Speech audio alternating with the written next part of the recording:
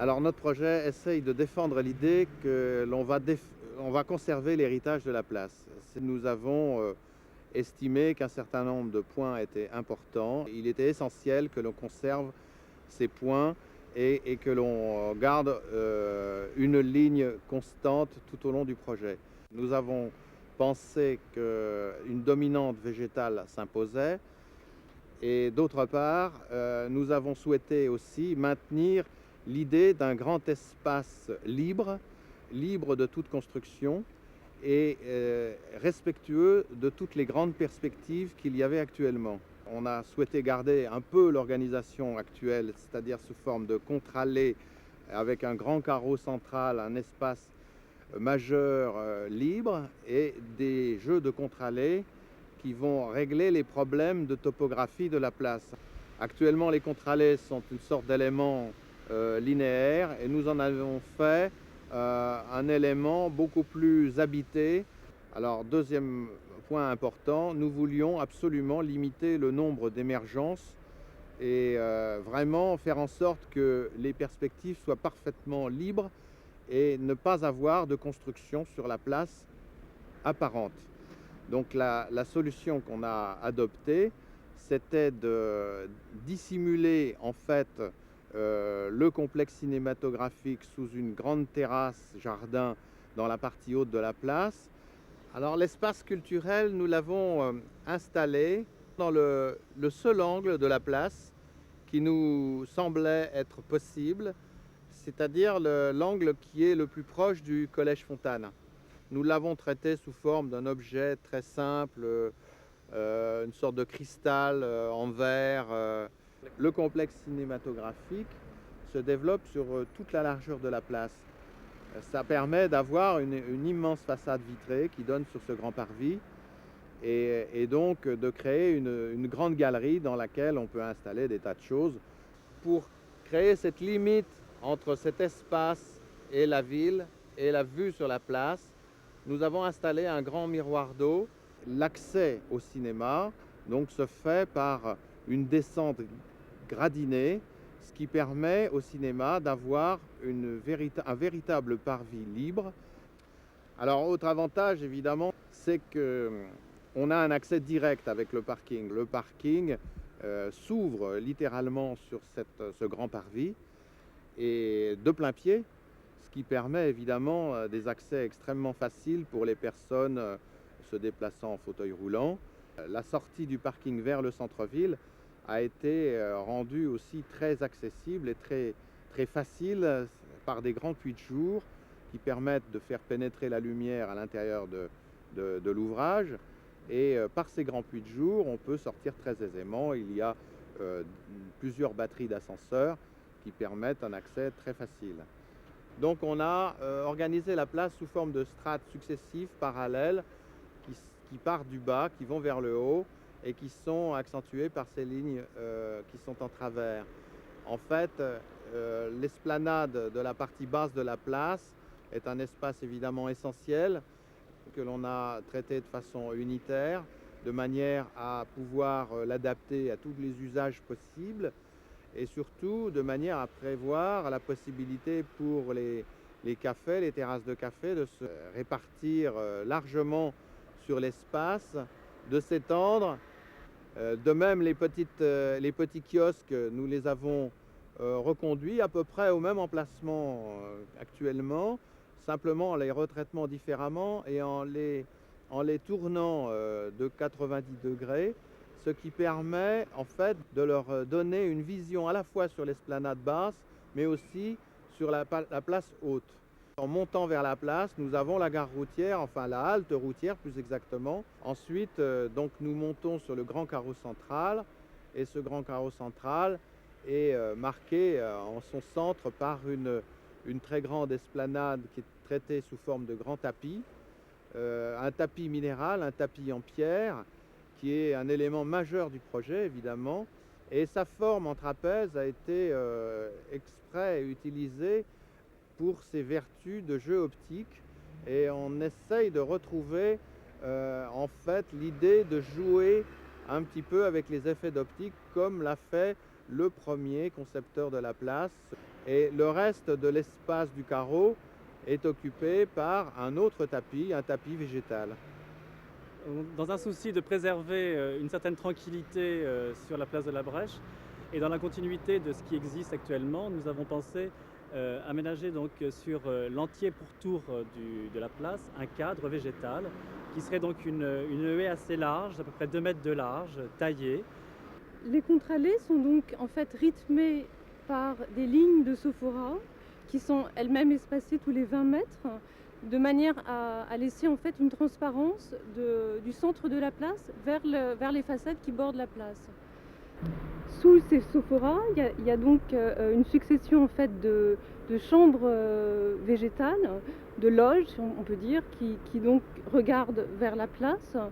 Et dans ces loges, on peut trouver soit donc des espaces de jardin avec des fleurs, avec de temps en temps quelques points d'eau, et puis aussi des espaces de jeu très simples pour les enfants.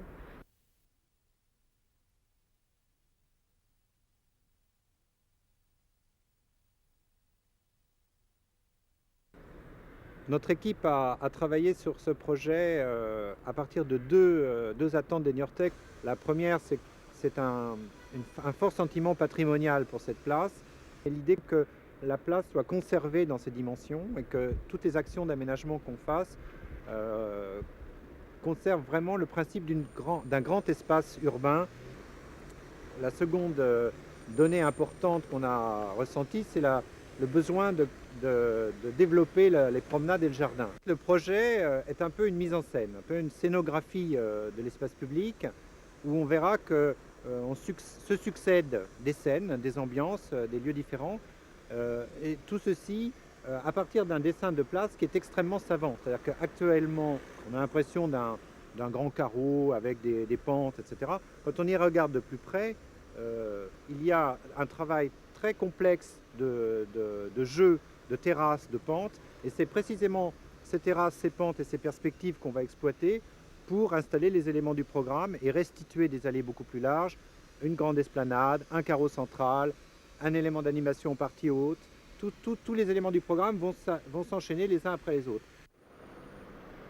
Grâce au projet de rejeter le transit intra-urbain dans la partie haute de la place et vers la rue François Proust, vers la gare et la rocade, on va pouvoir réaménager complètement les allées de circulation autour de la place et dégager la partie basse dans une grande esplanade piétonne avec des circulations de livraison et de riverains bien entendu, mais en gros un espace de passéo, de promenade à l'espagnol qui va pouvoir partir des façades et aller jusqu'au-delà de la ligne des platanes à l'endroit où se trouvent actuellement les bus pour dégager une grande place bordée par un bassin, lequel bassin ensuite donnera accès à la grande partie centrale de la place.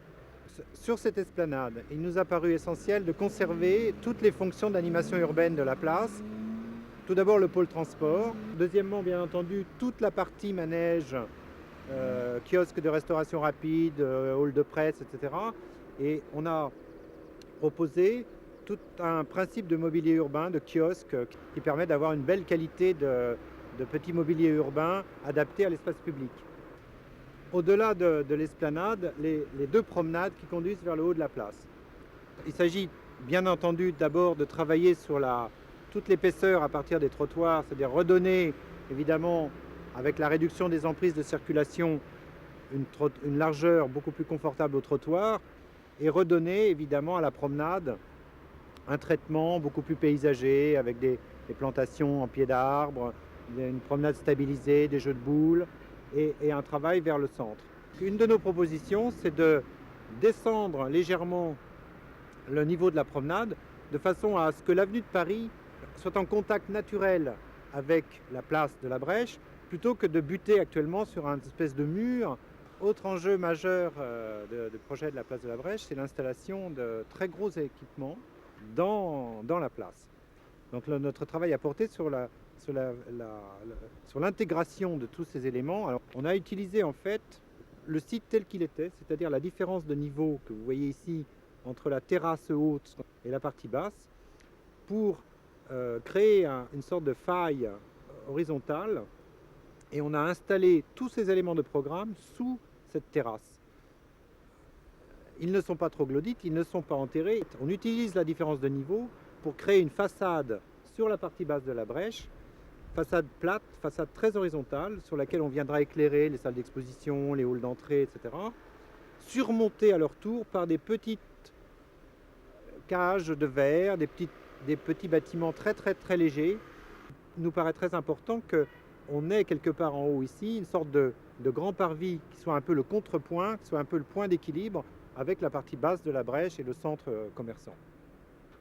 Notre idée, c'est de ne pas faire un parking enterré, c'est de faire une sorte de creusement très progressif à partir des allées, c'est-à-dire d'exagérer les glacis en fait, qui sont sur les côtés, de façon à descendre progressivement un sol bas qui sera le sol des voitures, pour n'avoir au-dessus que, si vous voulez, une sorte de dalle très fine qui, elle, passera à niveau. Parking qui sera donc en lumière du jour puisqu'il sera éclairé par cette espèce de soulèvement de la dalle. On est en fait dans la place plus que sous la place. À partir de la partie haute de la place, deux entrées et sorties qui permettront de rejoindre et l'avenue de Paris et le secteur de la gare très rapidement, et donc d'avoir un principe de circulation en boucle à l'intérieur de la place. Qui dit parking légèrement creusé dit évidemment des accès, des principes d'accès aussi bien pour les piétons que pour les voitures qui n'ont rien à voir avec un parking enterré. Les piétons pourront rejoindre par des emmarchements et des systèmes de petites gradines directement à travers les jardins le niveau bas du parking. On aura bien sûr pour les personnes à mobilité réduite des batteries d'ascenseurs et d'escaliers qui sont situées de place en place, notamment dans la partie haute de la place. Vous voyez ici aujourd'hui, à une heure relativement calme, c'est l'immensité de cet espace. Il sera bien entendu réduit par les éléments dont on a parlé, c'est-à-dire le parvis, les allées basses, mais il reste au centre un espace d'environ 1 hectare. Et cet espace d'1 hectare, on propose, nous, d'y installer une grande pelouse qui est marquée par le grand chemin axial avenue de Limoges, rue Ricard, le bassin, une promenade de pourtour qui rejoint le parvis des équipements et toutes sortes de cheminements. C'est une aire de repos et de détente au plein centre de la ville, entre le bassin qui se trouve ici, les petits canaux et les petites plantes de marais qui sont sur les côtés. On a ici une ambiance très agréable de jardin retrouvé, on va dire une grande place retrouvée et un jardin retrouvé au centre de la ville.